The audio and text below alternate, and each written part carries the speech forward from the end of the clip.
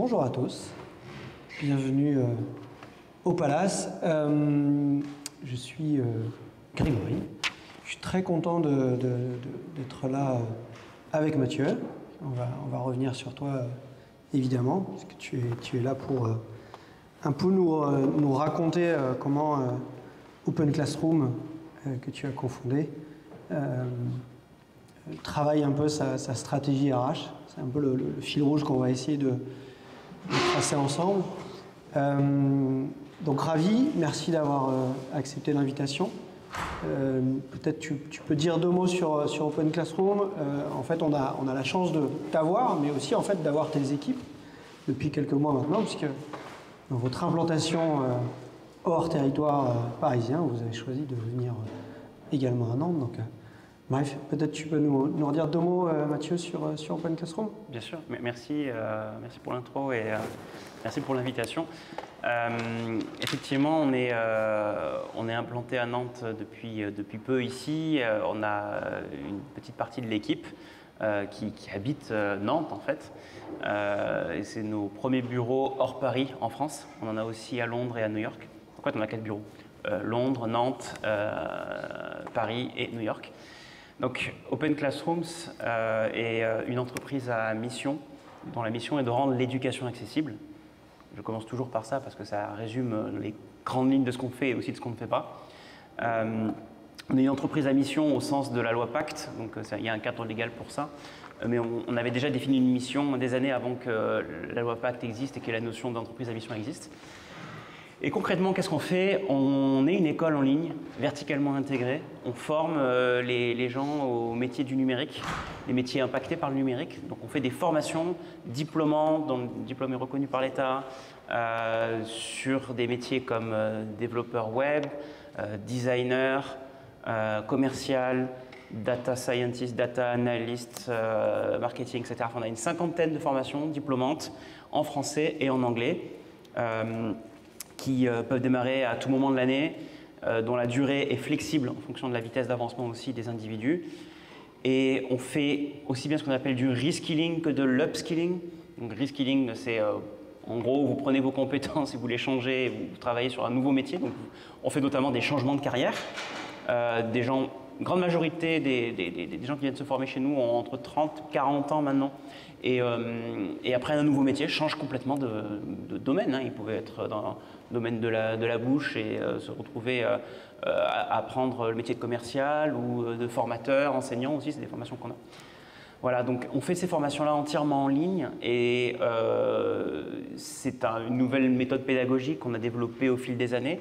On y reviendra peut-être, mais c'est un projet qui a une longue histoire puisque j'ai démarré en 1999 quand j'étais au collège et c'est devenu un projet professionnel au fil des années qui a grossi. Il y a eu aussi, comme ça arrive parfois quand on fait des startups, des levées de fonds. On a levé un peu plus de 160 millions de dollars auprès d'investisseurs français et américains. Et on a aujourd'hui un peu plus de 500 salariés dans le monde, dont, je ne veux pas dire une bêtise, mais une bonne dizaine, quinzaine peut-être dans la métropole de Nantes. Mais en réalité, on y reviendra aussi, ils sont un peu partout. En France, en Espagne, au Royaume-Uni, États-Unis, même au Mexique. Voilà, et donc on a développé une façon de travailler qui nous est propre et sur lesquelles des fois j'interviens parce qu'on nous interroge sur comment fonctionne ce type d'entreprise. 500 salariés qui travaillent de n'importe où, qui font de la formation en ligne, comment ça marche, comment c'est possible. Moi-même, des fois, je ne suis pas sûr de comprendre comment ce soit possible, mais en tout cas, ça a l'air de fonctionner. Donc, toujours ravi de partager ce que j'ai appris, mes expériences, et surtout de prendre vos questions, parce que bon, tu auras des questions. Ouais. J'ai vu que tu en as préparé, mais l'idée, c'est aussi que ce soit interactif, donc n'hésitez pas à poser les questions. Absolument. Juste pour compléter un peu l'intro, en tout cas la découverte, en fait moi je connaissais ton histoire évidemment avec Open Classroom, j'avais une petite visu sur ce qu'était le site du zéro, mais en fait quand j'ai commencé à parler de l'événement là, auprès de la communauté, sur mon LinkedIn, etc., en fait j'ai eu pas mal de retours, quelques dizaines de retours en mode « Ah génial !» c'est grâce à lui que j'ai monté ma boîte, c'est lui qui m'a mis dans la tech, etc. Enfin, en fait, je ne savais pas, mais tu es un peu une légende du web pour le coup, parce qu'il y a vraiment cette histoire de ce collégien qui, en 99, développe ce site un peu pour ses potes qui veulent monter des sites web eux-mêmes. Tu peux faire 2 secondes sur mon post LinkedIn, j'ai mis tu te connectes à ton vieux Pentium, t'hésites entre Quake 3 et Alta Vista ou n'importe quel navigateur. Tu vois, on est vraiment avant les années 2000, avant la bulle, quoi, Internet. Il y a un petit côté romantique dans tout ça qui est hyper branchant. Maintenant qu'on en parle avec 22 ans de recul, c'est facile de dire l'histoire est belle et écrite. Mais bon, quand on la vit de l'intérieur, c'est beaucoup plus, j'insiste, beaucoup plus des montagnes russes et beaucoup moins évident et beaucoup moins clair que ce que je vais vous présenter aujourd'hui. Hein. Mais ouais, l'époque de Alta Vista, effectivement, Google existait quand même. Ouais. Mais j'ai commencé à faire des recherches sur Alta Vista. Le projet a démarré par une frustration personnelle.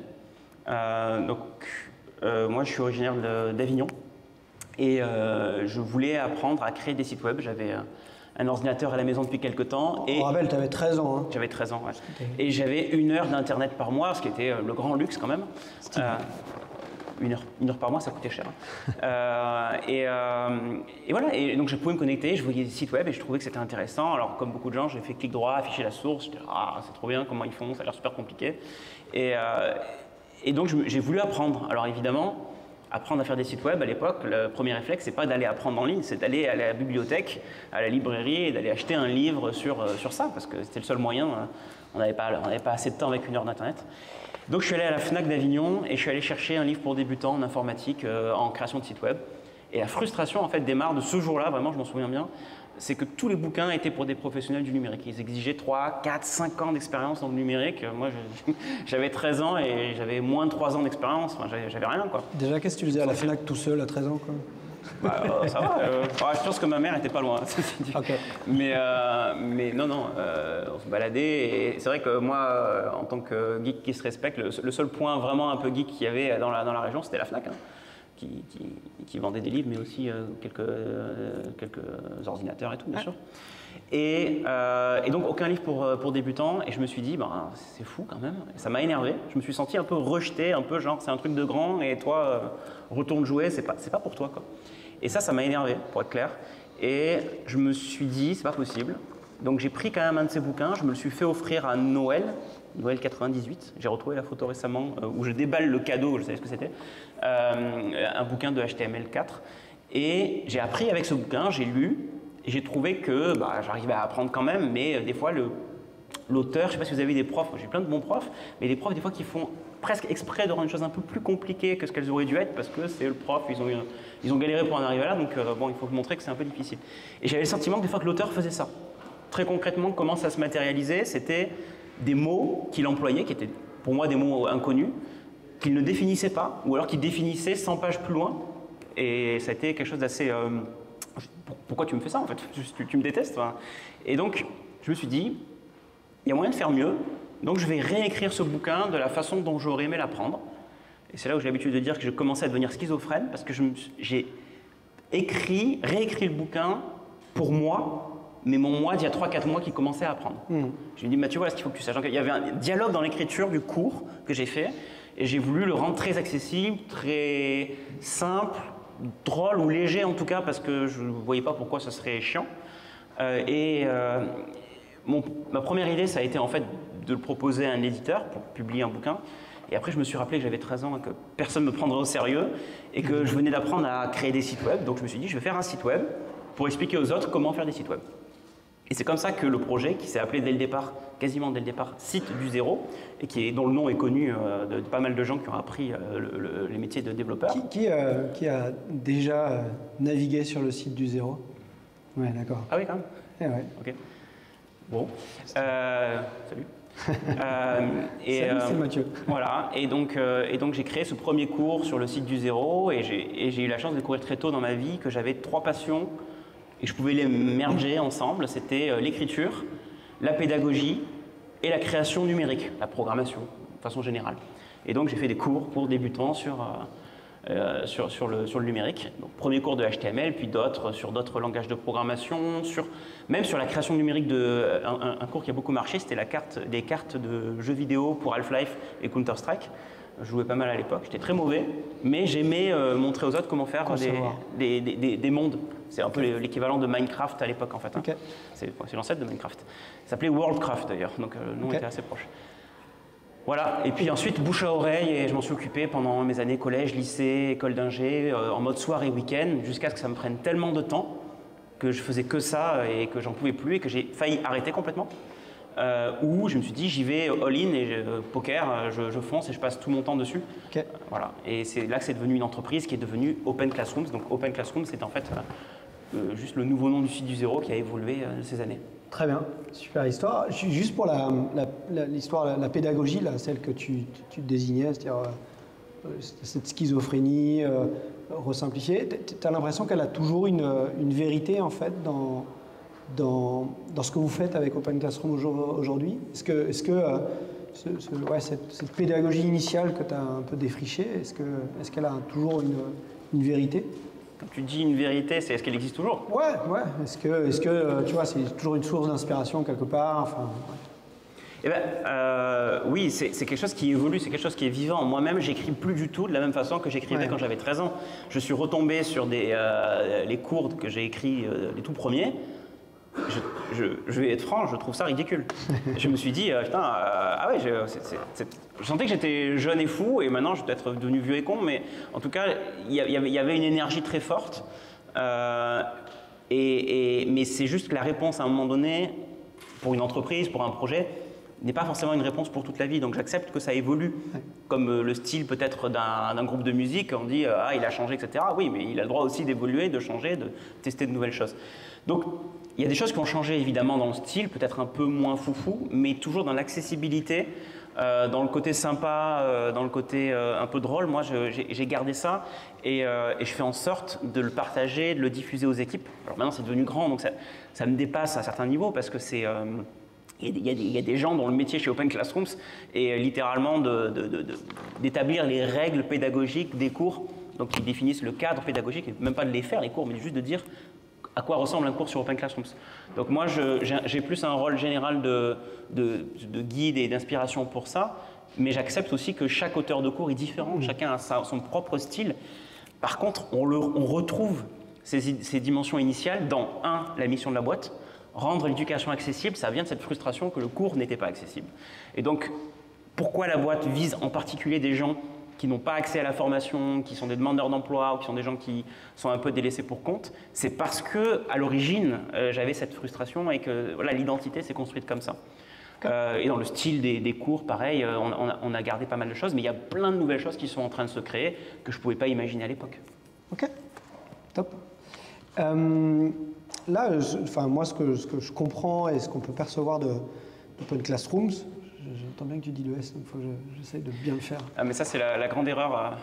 Je ne ferai plus jamais une boîte avec un S à la fin parce que les gens ne le prononcent pas, mais même en anglais. Hein. Ouais, bon, je ferai de mon mieux en tout cas, si tu m'en veux pas. En fait, vous avez, ça donne l'impression d'une boîte qui a coché beaucoup de cases sur le management de ses équipes. C'est-à-dire, on voit bien culture forte, full remote, l'entreprise à mission qui vient adosser un peu la raison d'être de la boîte, etc. Donc, j'ai vu les congés illimités, on y reviendra aussi. Enfin, quand on parle start-up, on parle beaucoup culture de boîte. Donc l'enjeu, c'est de dire comment on construit sa propre culture, comment on construit son identité. C'est quoi les grands piliers de la culture Open Classroom, là, tels que tu peux les définir? En premier, c'est le fait que c'est une entreprise à mission.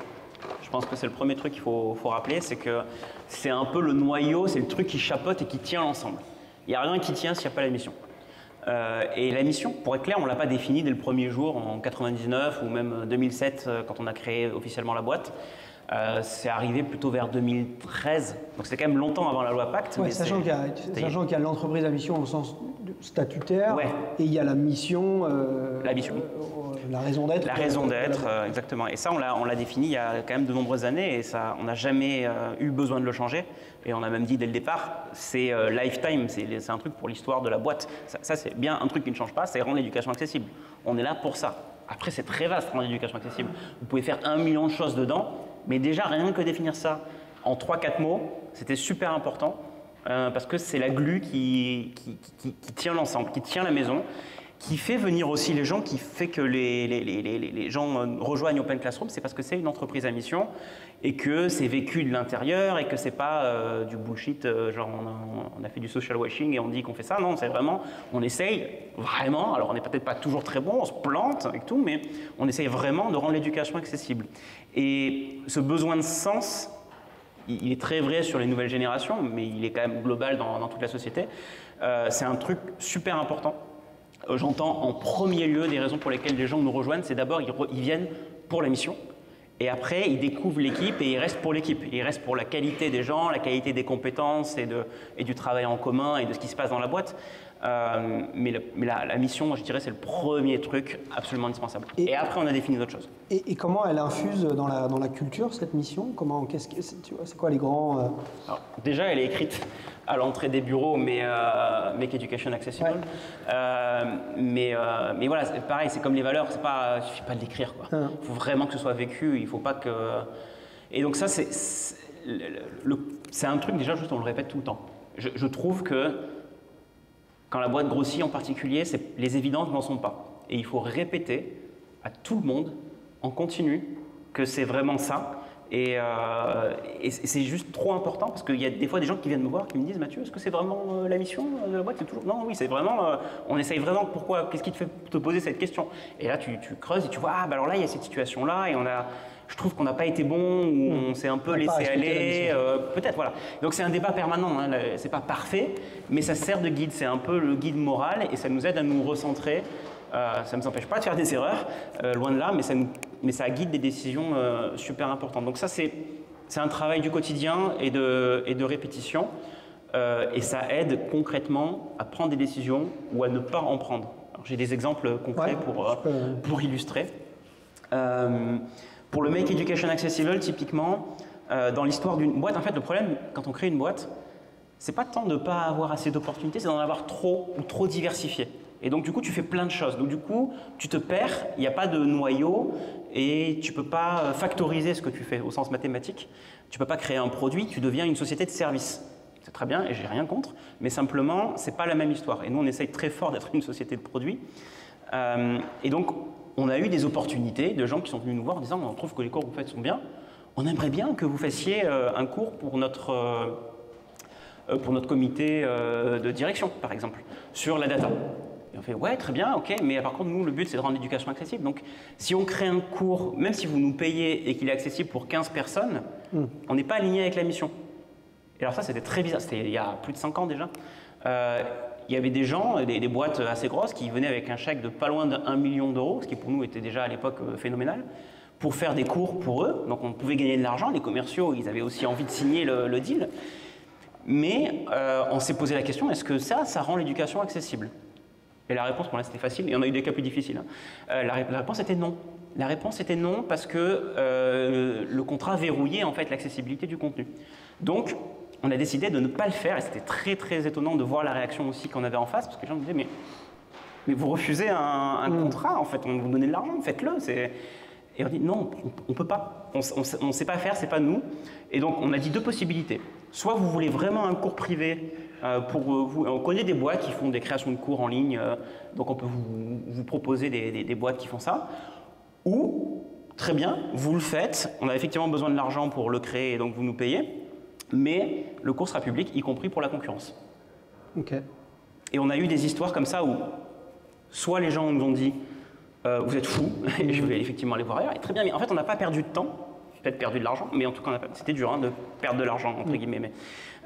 Et d'autres fois où ils ont fait c'est bizarre, mais vous avez l'air d'être sûr de vous, et en fait, ils finissent par le faire. Donc, le fait d'avoir la mission, ça permet d'être super ancré dans le sol et de prendre des décisions ou de dire en face à des gens des choses claires et fermes. Et après, libre à eux de prendre ou pas. Mais le fait de ne pas avoir cette mollesse, mais d'avoir cette clarté, cette fermeté pas au sens dur, hein, mais au sens c'est précis, ça fait gagner un temps de dingue. Voilà. Donc ça, c'est un exemple concret de ce que la mission nous aide à faire et en l'occurrence nous a aidé à ne pas faire. Comment, toi, tu es un ingénieur à la base. Ton associé à quel parcours, lui? Pareil. Il est ingé aussi. On est deux ingés, ouais.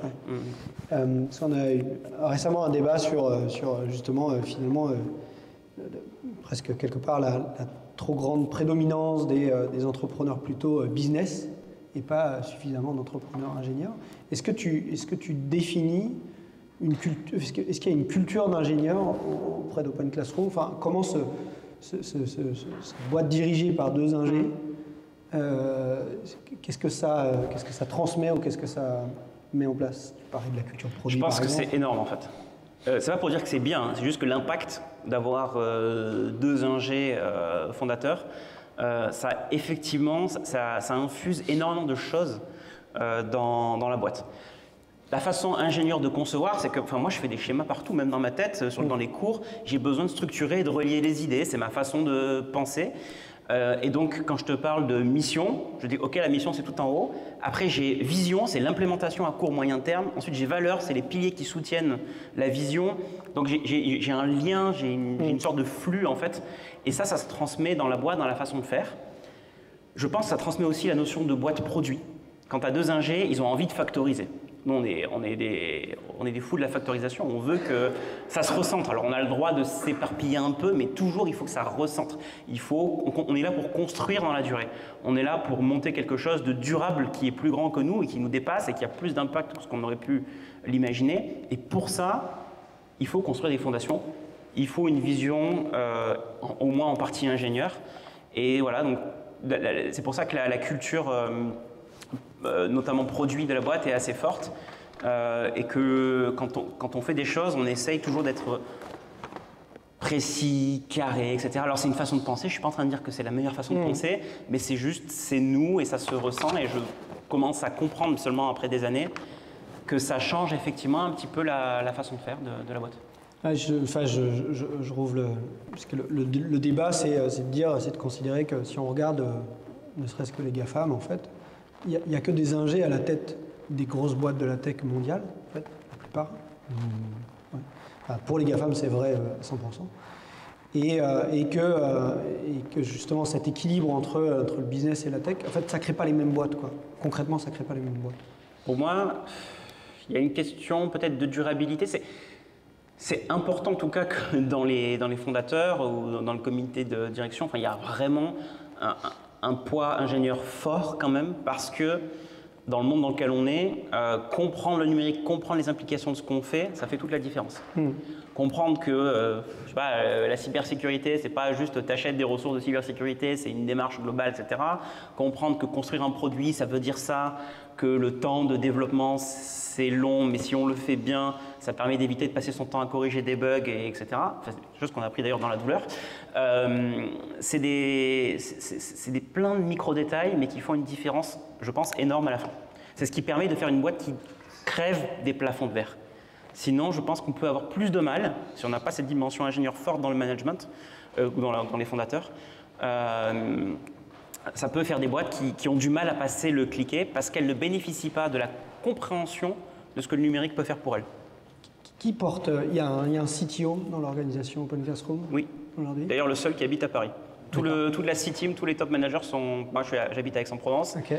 Pierre, mon associé, qui est le CEO maintenant, il habite à New York. Après, il y en a qui sont à Londres, à Mexico. Enfin bref, ils sont un peu partout. Ok. Et parce que j'imagine que toi, tu as porté la tech pendant un temps dans cette histoire aussi. Oui, j'ai fait tous les rôles un peu. J'ai été directeur technique à une époque, j'ai été développeur, j'ai été directeur éditorial, parce qu'on est aussi devenu maison d'édition pendant quelques années. On diffusait des livres qui s'appelaient Livres du Zéro. Okay. Ouais, j'ai fait beaucoup de choses. Pourquoi? Non, justement, lâcher la tech quelque part, lâcher un peu plus la tech, ça a changé quelque chose pour toi dans ta position. Et justement, en fait, comment tu es passé de la tech à un insuffleur de culture, de valeurs, enfin, si tu veux, ça reboucle avec notre enjeu RH du jour, mais tu vois, il y a une espèce de transition forte, okay, qui n'est peut-être pas naturelle. Non. Tu vois, enfin, en tout cas, dans l'image de l'ingénieur, qui n'est peut-être pas forcément naturelle.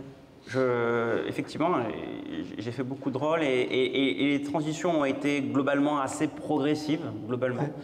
Ouais. Mais j'ai toujours essayé d'être là où je me sentais le plus utile. J'ai un besoin viscéral de me sentir utile. Je ne peux pas juste faire joli, etc. J'ai vraiment besoin d'avoir un impact. Donc à une époque, c'était être développeur. À une époque, c'était être directeur technique, etc. Mais voilà, j'avais besoin d'être utile et j'ai besoin d'être sûr que je suis à ma place ou à la meilleure place possible au moment donné. Et ma place, en fait, a beaucoup bougé et continue à bouger en réalité aujourd'hui parce que la boîte grandit, parce que la boîte est une sorte d'organisme vivant à part entière qui a des besoins différents, qui a des attentes différentes envers moi.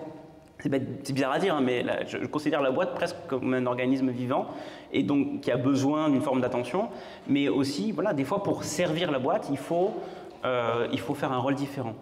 Donc j'ai essayé d'écouter ça et puis de façon générale de m'assurer que j'étais là où je pouvais faire le plus d'impact. Des fois, et même souvent en fait, je suis arrivé à mes limites et j'étais plus assez bon. Plus assez bon, je prenais plus assez de plaisir et puis je voyais qu'il y avait des gens qui pouvaient le faire mieux que moi. Et donc un conseil que je donne beaucoup aux entrepreneurs, qui est très difficile à suivre en réalité, mais c'est de toujours recruter des gens meilleurs que soi.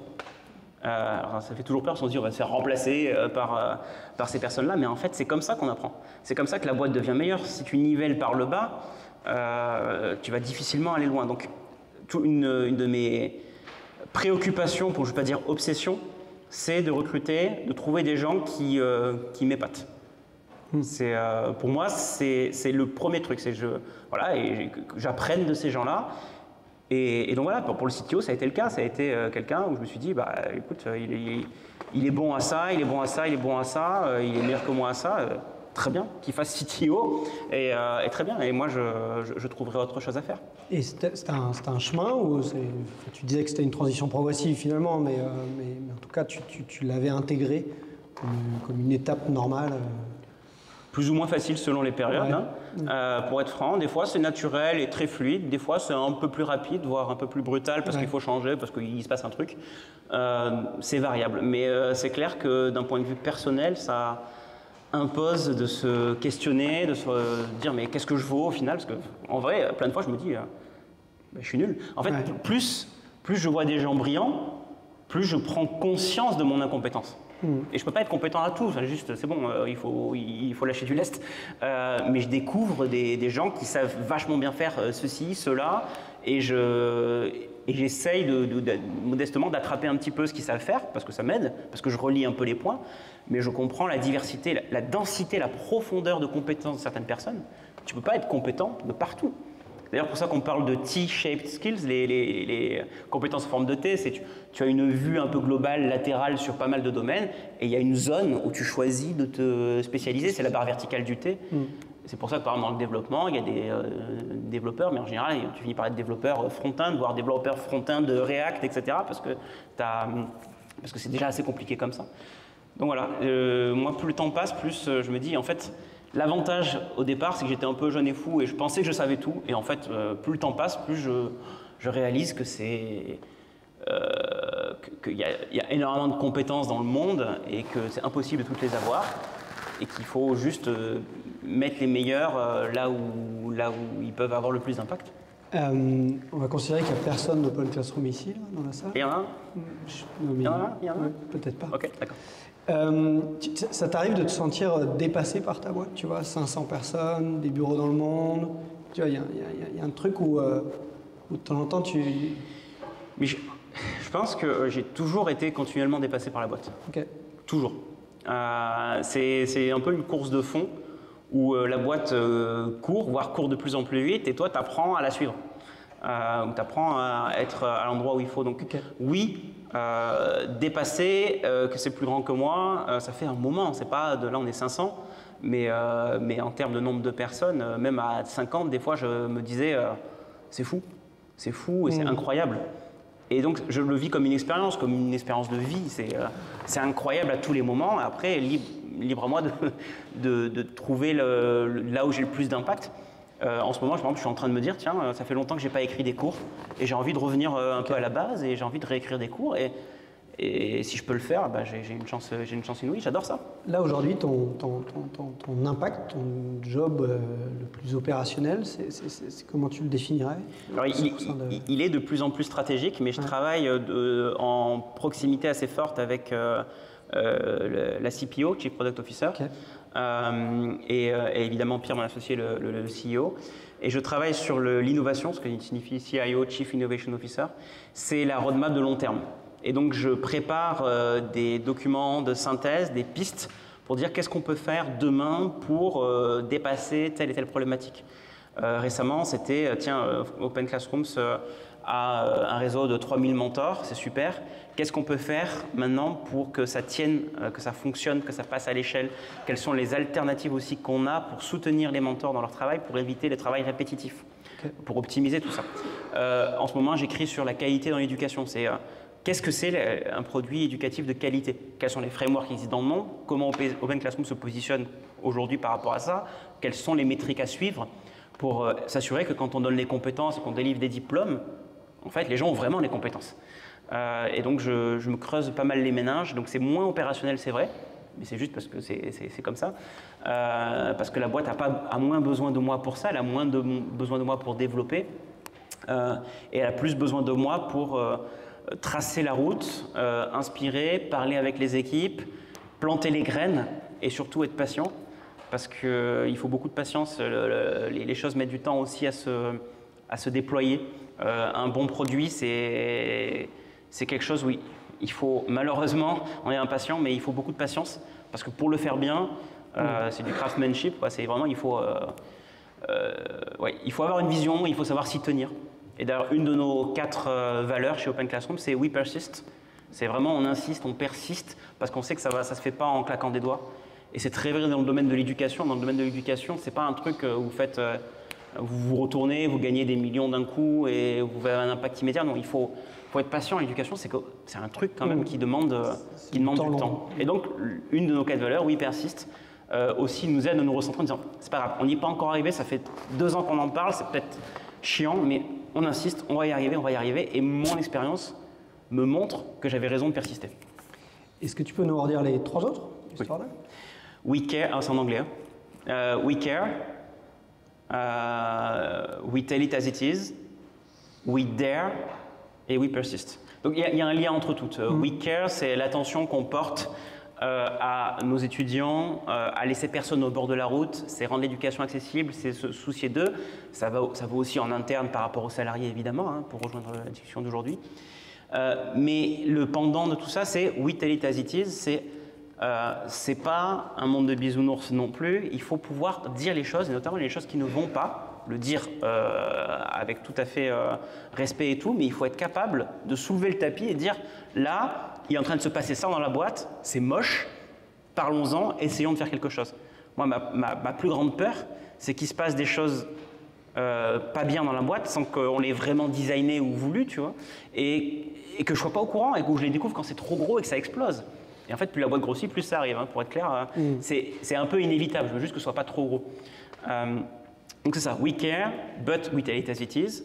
We dare, c'est-à-dire on ose faire des choses parce que l'éducation en ligne, c'est pas une évidence. On a été la première école en France à délivrer des diplômes en ligne, la première au monde à délivrer de l'alternance en ligne.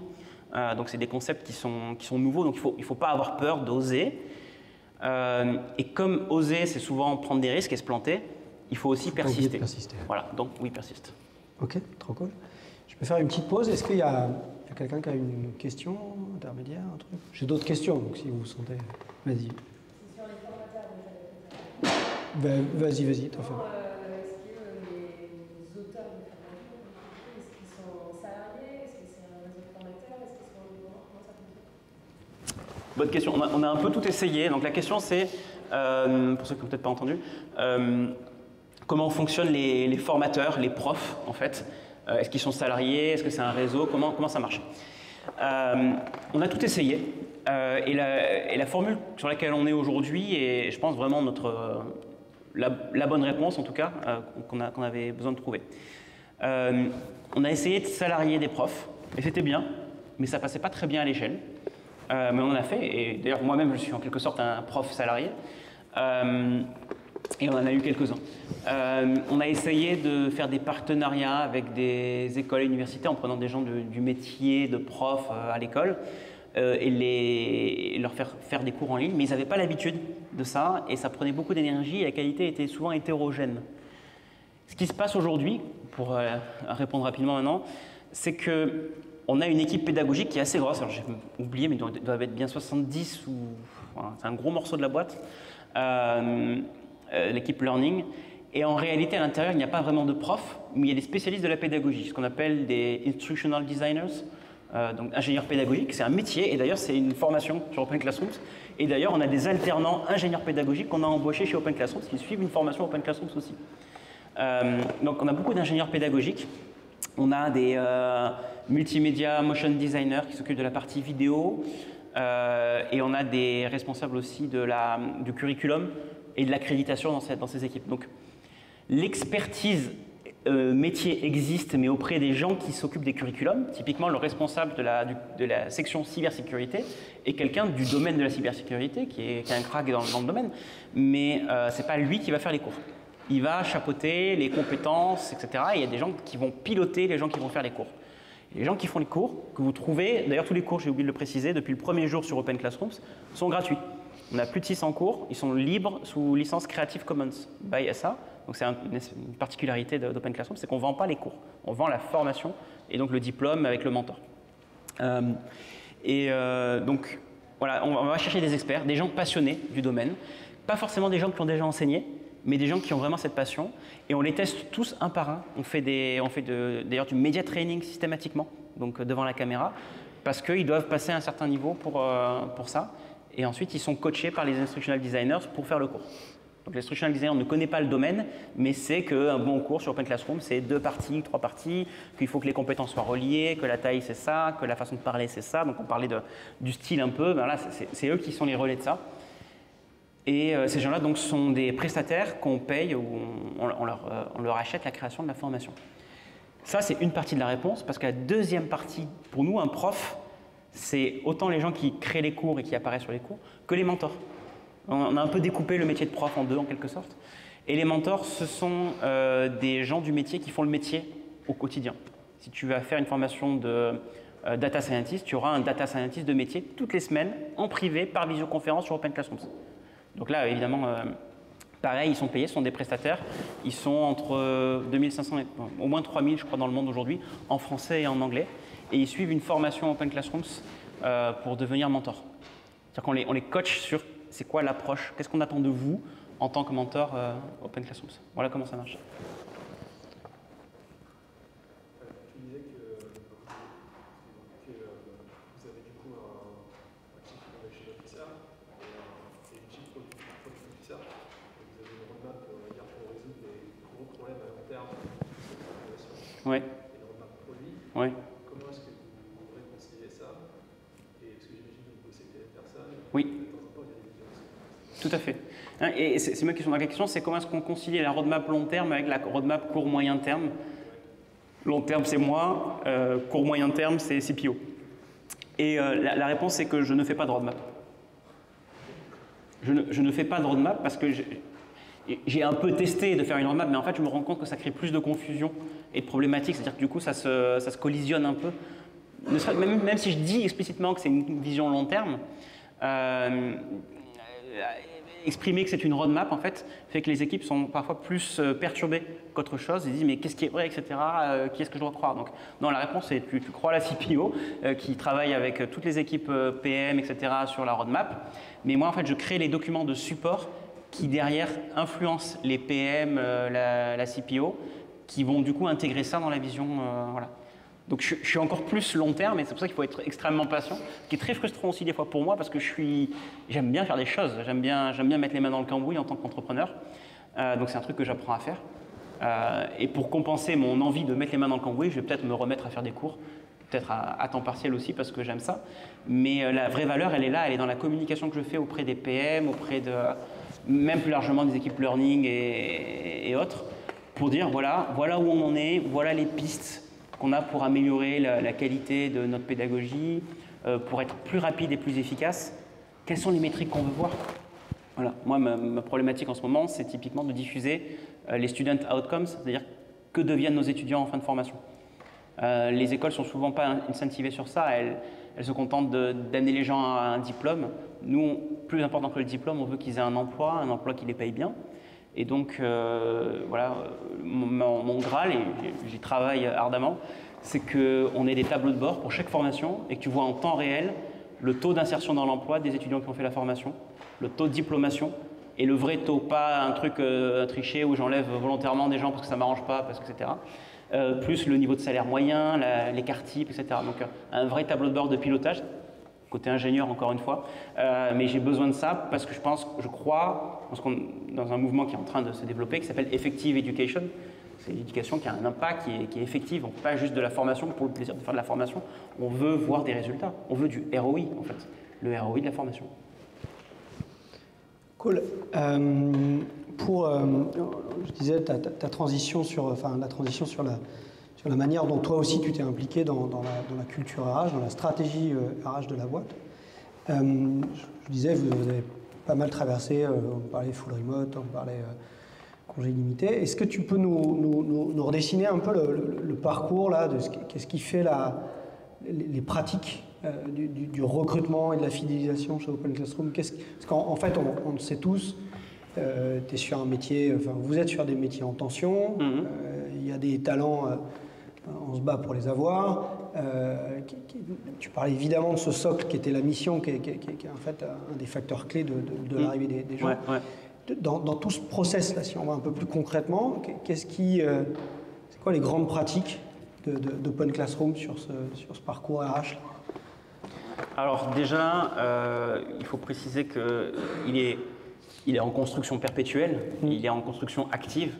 L'équipe RH elle-même a beaucoup grossi récemment, mais les gens sont aussi en train d'arriver et de trouver leurs repères.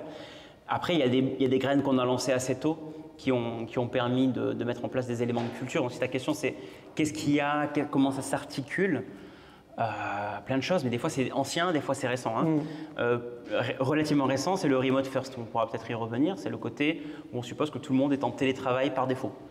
D'autres éléments de... Ça c'est nouveau, c'était déjà avant ou c'est post-Covid? Il y avait des éléments, mais c'est post-Covid. C'est post-Covid. Ouais. On a fait le choix, on pourra y revenir après si tu veux. D'autres éléments, alors tu as mentionné les congés limités, les gens aiment bien parler de ça parce que c'est toujours un porte-étendard, etc. Mais en fait, mon problème, alors là je parle vraiment très personnellement, c'est que dans les pratiques RH, il y a beaucoup... Personne ne t'écoute. Voilà, c'est ça, personne ne t'écoute. Il y a beaucoup de bullshit RH et de la communication un peu creuse. Et pourtant, je pense que le métier est super important, super intéressant, mais... Pour moi, mon plus gros cauchemar, c'est de me retrouver coincé dans un congrès de RH parce qu'il y a souvent beaucoup de blabla très grandiloquent, mais assez peu de concret. Et des fois, ce n'est pas vraiment vécu par les équipes. Donc, c'est difficile c'est des sujets assez délicats. Donc, qu'est-ce qu'on fait? On fait plein de choses, mais j'ai du mal à résumer les pratiques RH juste en termes de benefits, de perks. T'as peur de tomber dans le bullshit, justement. J'ai peur de ça. Alors, c'est vrai qu'on en a plein, mais je trouve que c'est réducteur. Donc, je suis content de parler des congés illimités, mais je veux aussi mentionner qu'il y a énormément d'éléments mis en place pour l'onboarding, notamment des nouveaux. Donc, on a un parcours d'onboarding sur Open Classrooms pour que les gens apprennent des compétences pour travailler chez Open Classrooms, des compétences qu'on attend d'eux.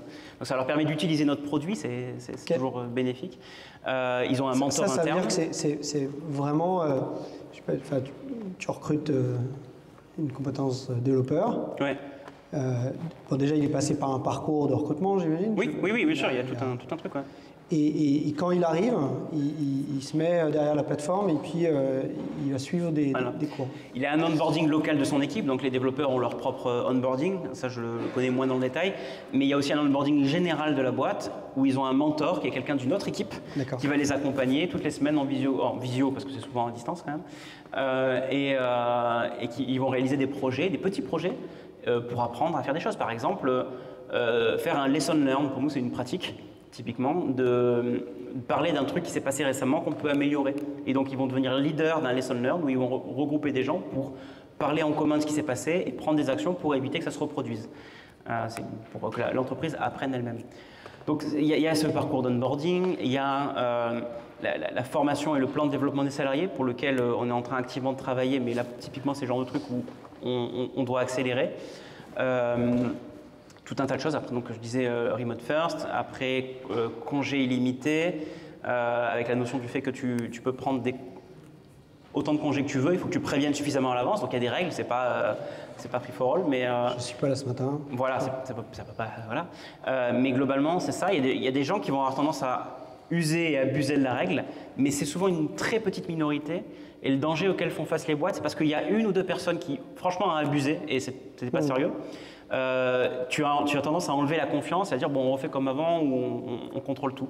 Et donc nous ce qu'on essaye très fort de faire, mais encore une fois c'est un débat, c'est un combat au quotidien, c'est de garder cette confiance. C'est pas parce que quelqu'un brise une confiance à un moment donné que tu dois la briser pour tout le monde. C'est très dur. Mais c'est vraiment l'enjeu. Ce qu'on fait aussi, c'est qu'on encourage les gens à partir longtemps en congé. C'est pas juste on fait ça pour faire de l'affichage. Et donc ce qu'on a mis en place, c'est que toutes les personnes qui prennent 3 semaines de congés d'affilée dans l'année ont une prime de 1 000 €. D'accord. On donne de l'argent littéralement pour que les gens prennent beaucoup de vacances. Okay. Parce que notre expérience nous montre que ça aide à recharger les batteries et à avoir du recul.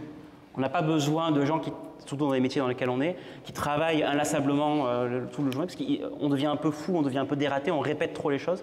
Et donc pour être créatif et innovant, il faut aussi se reposer. Et donc on a mis ça en place, qui est largement utilisé. Est-ce que tu veux, si tu veux un peu d'aide, on peut demander des questions à la limite justement sur la strat RH. Bien sûr, si tu avais un autre exemple. Non, mais après on fait plein de choses, mais je préfère prendre les questions à la limite, c'est peut-être ce qui va intéresser l'audience. Ouais. Exactement. Est-ce que le parcours d'onboarding justement est disponible à tout le monde, même à nous? C'est une bonne question. Non. La réponse est non. Et oui en même temps. C'est-à-dire que le parcours d'onboarding, il faut connaître l'adresse. Je crois que tu ne peux pas le deviner comme ça. Mais j'aimerais qu'il le soit public. C'est juste qu'on n'a pas fait d'effort particulièrement pour le mettre en avant.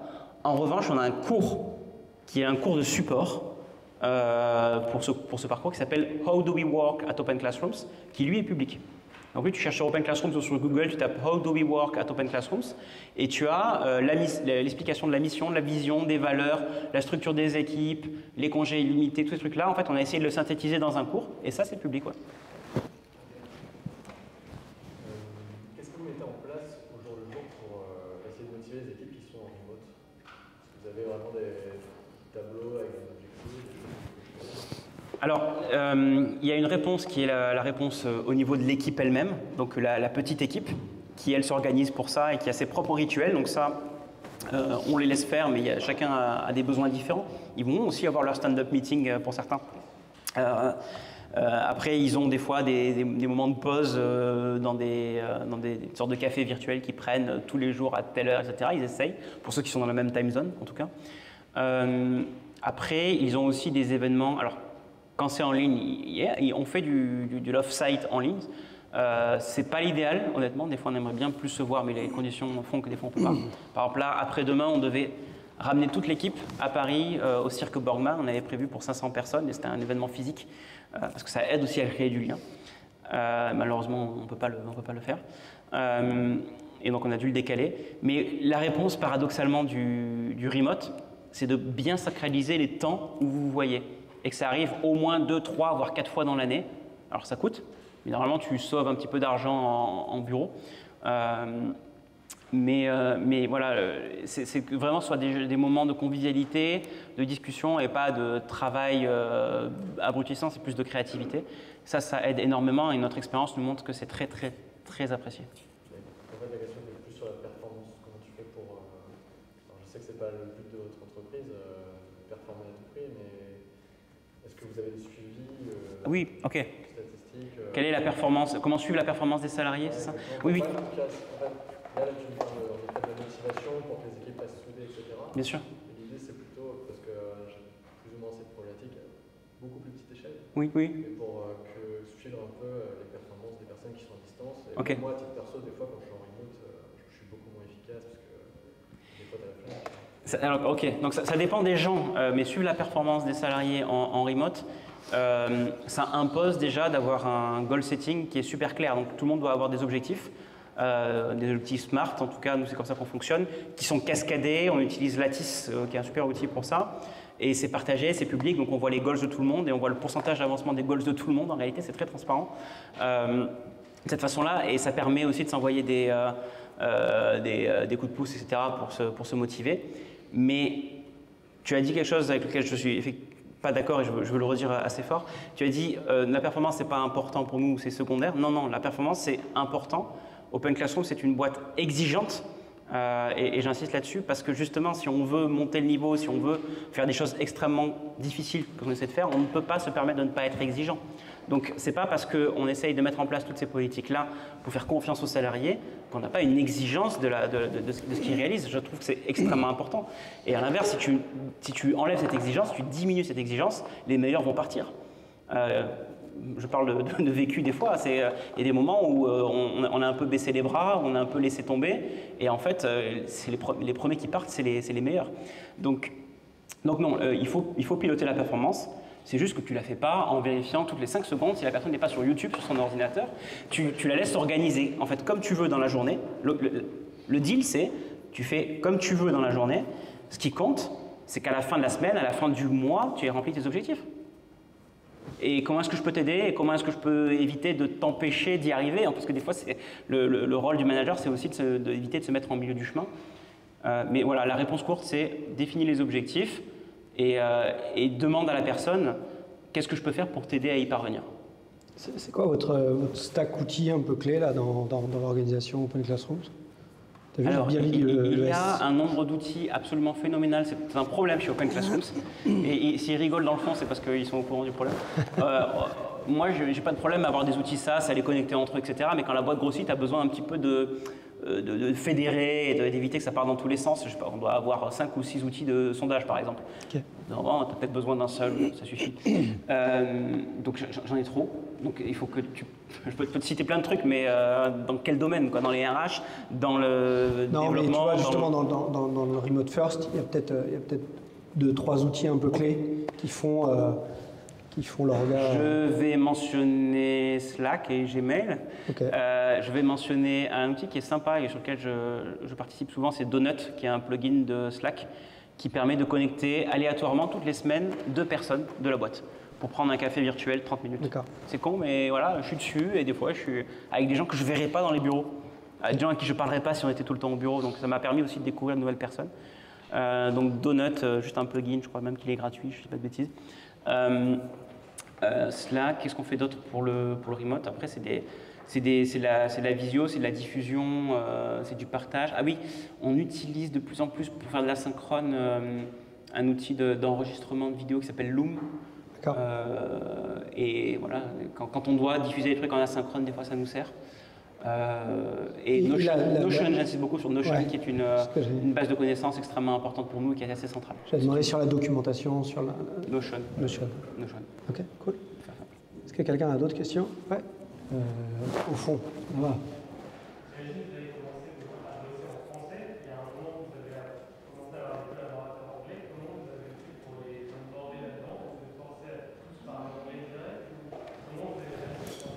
Donc la transition français vers l'anglais, ça a été progressif. Mais c'est vrai qu'au début, je me demandais si on allait y arriver parce que ça paraît impossible, tu vois. Et puis du coup, si tout le monde parle français et que tu fais venir un anglophone, l'anglophone, il se sent rejeté. Donc c'est très difficile, c'est pas accueillant. Donc on a commencé par prendre des bilingues. Là, on commence à avoir des gens qui parlent peu ou pas le français. Mais en fait, on a effectivement cherché à avoir une culture bilingue très tôt pour qu'ils ne soient pas trop paumés. Alors peut-être qu'ils comprennent moins bien le français. Mais en tout cas, ça permet de faciliter la transition et progressivement, ça a évolué. Un des éléments clés, je te dirais, c'est aussi que le top management soit anglophone. Bon, Pierre et moi, on est français, mais il y a plein de gens qui sont anglophones, qui vivent à Londres et tout, donc du coup, ils produisent naturellement en anglais. Mais ils comprennent le français et même ils le parlent plutôt bien, donc même si ce n'est pas leur première langue. Voilà, donc on a un peu de tout, mais ça s'est fait au fil du temps, et puis plus le temps passe, plus ta documentation elle se fait en anglais. Au début, elle est un peu en français, un peu hybride, et puis après, tu vois que tout transite. Il faut être patient, il faut persister, il faut planter les graines, je dirais. Est-ce que la méthode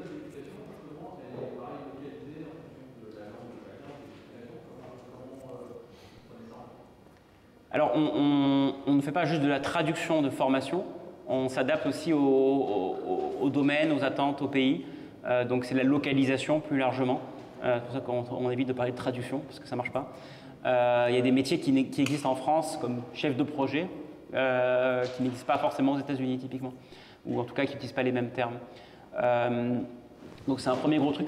Après, globalement, la méthode pédagogique dans son ensemble, avec un mentor privé, avec des projets à réaliser, les cours ne sont pas obligatoires, à la fin, tu as un diplôme, enfin tout ça, toute cette logique-là, elle est partagée quels que soient les pays.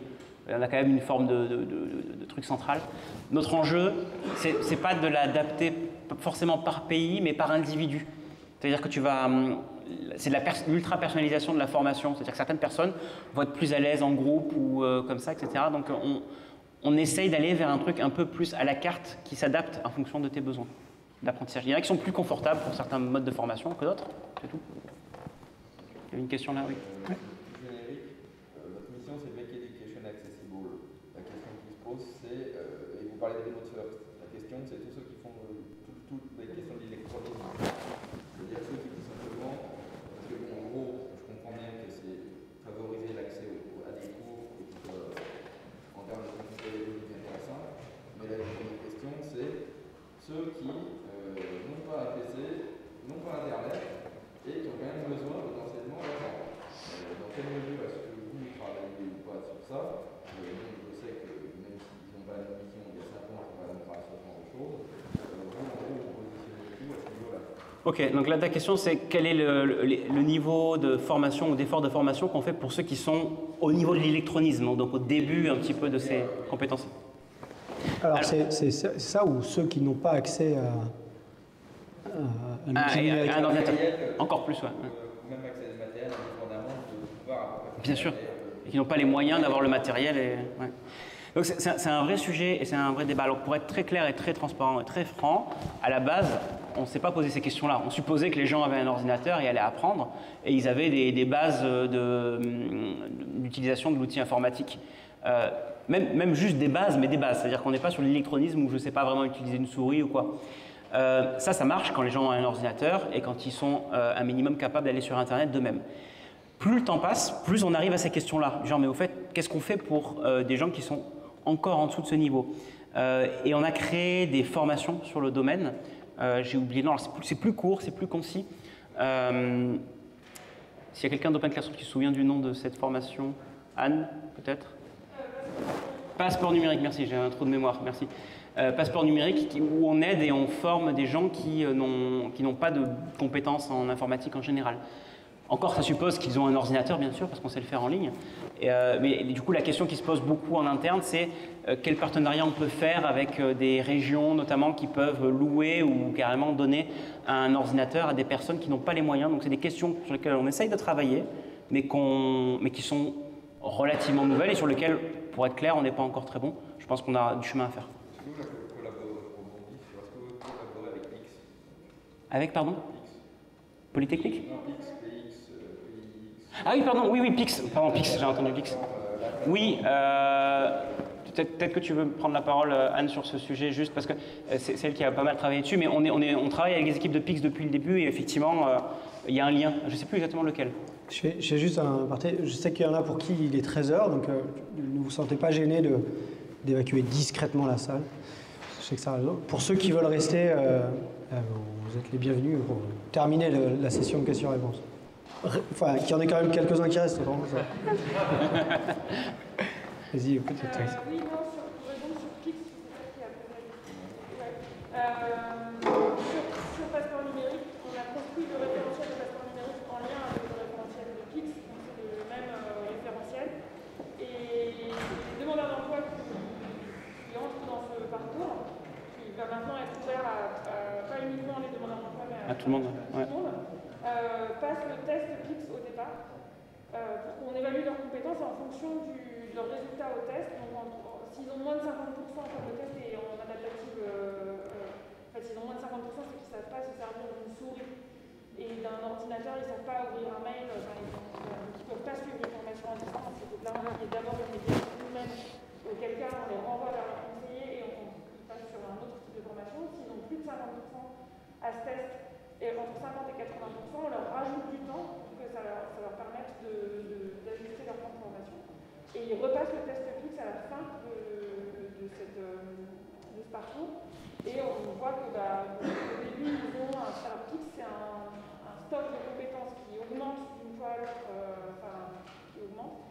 Donc on voit qu'au début, ils ont, je crois, à peu près 45 blocs de compétences qui sont validés, et à la fin, on est sur le double, voire le triple, ça dépend. Ça sert de maître étalon un petit peu Voilà, on parlait de ROI de la formation. Là, sur le domaine un peu des bases de l'informatique, ça nous aide bien, et on avait beaucoup apprécié avoir ce truc-là, parce qu'il est bien fait, quoi. On est d'ailleurs en train de réfléchir avec eux à une certification PIX via Open Classroom en ligne. C'est des réflexions qu'on a dans le travail avec PIX. C'est une question là-bas.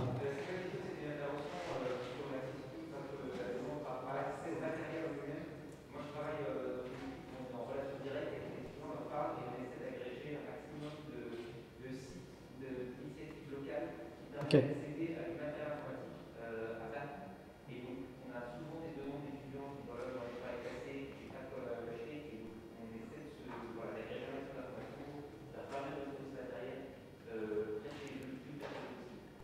Alors, on a des exemples de personnes effectivement, qui, chez Open Classroom, sont en contact régulier avec les étudiants et essayent d'agréger des solutions au cas par cas quand c'est possible pour qu'ils aient un ordinateur. Ok. Est-ce qu'il y a d'autres questions sur... Oui, vas-y. C'est général par rapport à la responsabilité des gens. Donc ça traite des congés, ça traite du remote first, ce genre de ça. Vu que le remote first, notamment, vous l'avez mis en place après. Est-ce que vous avez mis en place des actions concrètes pour responsabiliser les gens, ou est-ce que ça se fait naturellement? Enfin, comment s'est passé ce processus en fait, de changement? Je dirais que c'est pas encore une fois du jour au lendemain. C'est d'abord une ambiance. C'est la confiance, tu dois la sentir, tu dois la gagner, voilà, ça suffit pas de la décréter. Après, déjà le fait de faire du remote first, c'est quand même un message très fort que tu fais confiance dans l'organisation des gens, et le piloter par la performance, donc par du goal setting, des smart goals notamment, c'est un moyen de fournir les éléments. Après, ça se fait au niveau managérial. J'insiste beaucoup, l'importance cruciale du manager, et donc la formation du manager dans la qualité de vie et dans la qualité de vie professionnelle des salariés. Donc un des éléments clés, c'est ça. Donc on investit beaucoup, notamment dans la formation des managers pour ça. C'est un truc qui est absolument central chez nous. Pour compléter cette question, tu penses à partir de quel moment il faut continuer cette gestion des fixations des objectifs et de suivi des objectifs? À partir de combien de personnes dans la boîte? Je pense que tu peux le faire dès le premier jour. Je pense que, voilà, après c'est plus ou moins mature, plus ou moins précis, et toi-même tu vas faire plein d'erreurs et tu vas apprendre, mais je vois pas de raison de ne pas se le faire même pour soi-même déjà. Et c'est comme ça qu'on apprend, et c'est comme ça qu'on devient meilleur, et que tu ne te retrouves pas coincé à 50 ou 100 personnes d'un coup en mode « Oh mince, il faut faire des objectifs ». Et je pense qu'il faut être clair sur le fait que les objectifs c'est ça permet de définir qu'est-ce que tu dois faire, sinon les gens ne savent pas ce qui est attendu d'eux. Et donc les objectifs c'est aussi une façon de cadrer et de rassurer les gens sur « Voilà ce que j'attends de ce que tu fasses ». Et c'est un vrai travail. Hein. Est-ce qu'il y a d'autres questions? Actuellement, à date, vous êtes présent dans combien de pays dans le monde? De la France? Au sens, on a des étudiants qui se forment pour un diplôme, c'est 120 pays. 120 ouais. Après, des fois, c'est 1 ou 2 étudiants par pays, pour être clair. Mais voilà, on a des pays qui se développent plus vite que d'autres. Par exemple, en ce moment, va savoir pourquoi, le Japon. Le Japon, c'est en train d'accélérer, alors qu'on n'a pas de contenu japonais et que les Japonais parlent mal anglais. Mais en tout cas, voilà, il y a une demande forte, et on a notamment des boîtes qui revendent en fait, des formations Open Classrooms au Japon. Et on a notamment des programmes pour les mères qui retournent au bureau. C'est un vrai sujet pour eux de former les nouvelles mamans au retour au boulot. Donc ils comprennent le contexte local, et ils aident à packager aussi la formation. Mais pour être clair, le marché numéro 1 majoritaire, c'est toujours la France. Ensuite, c'est Royaume-Uni, États-Unis. Et après, on a un fort intérêt en Afrique, mais le problème, c'est que les circuits de financement sont plus complexes, et les gens ne sont pas bancarisés ou ont moins d'argent. Donc, si on tire un peu côté de l'Afrique, c'est la région Middle East qui est en train de prendre le relais. Voilà. Mais toujours quand même assez franco-français en termes de chiffre d'affaires. Thierry. C'est un peu un sujet, tu as l'air extrêmement occupé. Et je me demandais, est-ce que tu trouves énormément de temps à faire ta veille? Je te disais tout à l'heure que tu voulais refaire des cours. Et est-ce que tu arrives Disons que je ne me suis pas vraiment encore remis à faire des cours et des tutos, donc il va falloir que je le fasse cette veille. Voilà. Mais oui, je prends quand même en continu tous les jours pour lire, mais ma lecture a changé, si tu veux. Je suis passé de lecture ultra geek ou très précise, très pointue de développeurs, à des trucs où je lis des articles du Gartner en mode la stratégie, machin chose, c'est des trucs de top management. Faire de strat sans veille, quoi. Voilà, donc oui, je lis et ça m'intéresse. Je lis beaucoup de bouquins sur l'organisation, notamment des équipes. J'aime beaucoup la lecture de livres comme Reinventing Organizations ou quoi, qui m'inspirent. Ça ne veut pas dire que j'applique, mais en tout cas, ça me donne des éléments. Bon, moi, ma veille se fait tous les jours un petit peu en ligne, avec mon agrégateur de flux RSS, oui, j'ai toujours ça. Et ensuite, de temps en temps, tous les 1 ou 2 mois, je lis un bouquin. Ouais. Est-ce que vous avez déjà pensé ou fait une formation en présentiel? Oui. Oui. Décrochage des jeunes. Bien sûr. Pour le distanciel, depuis 2 ans, les jeunes en Ouais. Est-ce que vous en proposez? Vous l'avez déjà proposé? Est-ce que c'est une vision aussi de... Bonne question. Alors, quand tu vois rendre l'éducation accessible, ça ne dit pas rendre l'éducation accessible en ligne. Donc en fait, la mission nous autorise à faire du présentiel. Déjà, pour être clair, tu reposes toujours la question à la mission te répond. En théorie, tu peux. En théorie, tu peux construire des écoles en dur, tu peux aller développer dans les pays émergents, tu peux tout faire. Après, la question, c'est celle du focus. Et même si la mission aide à se focaliser, elle n'aide pas assez à se focaliser. C'est pour ça qu'on a défini la vision, qui est là, ici, particulièrement sur le reskilling et l'alternance, parce que c'est déjà beaucoup de travail. Et dans les faits, effectivement, on ne fait de la formation qu'en ligne. Pas parce qu'on pense que la formation en ligne, c'est le meilleur truc, le futur, c'est trop bien, etc. C'est juste parce que c'est tellement compliqué de bien faire de la formation en ligne, de développer le produit, d'intégrer les compétences pédagogiques, les développeurs qui préparent le truc, enfin d'assembler les briques. C'est tellement compliqué qu'on se concentre là-dessus et que le marché il grossit, en plus c'est un marché en croissance, que voilà, on a préféré pas se diluer dans la formation en présentiel. Encore une fois, pas parce qu'on a des croyances que c'est nul, mais parce que c'est déjà assez compliqué comme ça. Et deuxième réponse qui est quand même importante, c'est aussi la capacité de croissance. C'est-à-dire que tu fais beaucoup plus des paliers quand tu fais du présentiel. Tu vois, tu construis des murs et quand la salle est pleine, et donc il faut que tu trouves une nouvelle salle. C'est pour ça que tu fais un peu un effet d'escalier. Quand c'est de la formation en ligne, tu as beaucoup plus de fluidité et tu vois, c'est plus linéaire. Et donc c'est ce qui nous permet de faire une croissance de chiffre d'affaires de 160% par année, par exemple. On ne pourrait pas faire ce genre de choses si on était en présentiel parce qu'on aurait plus l'effet de mur, de palier. Voilà, c'est un ensemble de raisons qui font que ça. Après, on réfléchit à des solutions hybrides avec des acteurs et des relais locaux, mais c'est quand même plus complexe à opérer. Est-ce qu'il y a une autre question? Tout va bien? Allez, vas-y. Est-ce que vous faites des suivis sur l'après-formation? Est-ce que les gens trouvent du boulot facilement? Combien? Quel pourcentage de gens? Alors, est-ce qu'on fait du suivi post-formation? La réponse est oui. Déjà, la formation ne s'arrête pas au diplôme. Une fois que tu as le diplôme, tu as un coach qui va t'accompagner pour t'aider à trouver un emploi. Et on suit ça et on les sonde pour savoir s'ils ont trouvé un travail, à quel niveau de salaire. Et j'en parlais tout à l'heure, on se prépare à faire du reporting public sur ce sujet-là pour montrer aux futurs étudiants, regardez, il y en a tant de pourcents qui trouvent un emploi à tel niveau de salaire, à tel endroit. Et non seulement on le fait parce qu'on pense que c'est bien, parce que ça permet de mesurer le ROI, le montrer aux gens, mais en plus ça devient une obligation. Parce que pour avoir nos diplômes reconnus, on doit avoir un niveau d'insertion dans l'emploi qui est suffisant. Donc heureusement, tout est connecté et on n'est pas schizophrénique là-dessus. Super, sauf s'il y a une vraie dernière question décisive, je vous propose d'arrêter là. Merci infiniment Mathieu, c'était hyper cool. Merci pour l'invitation.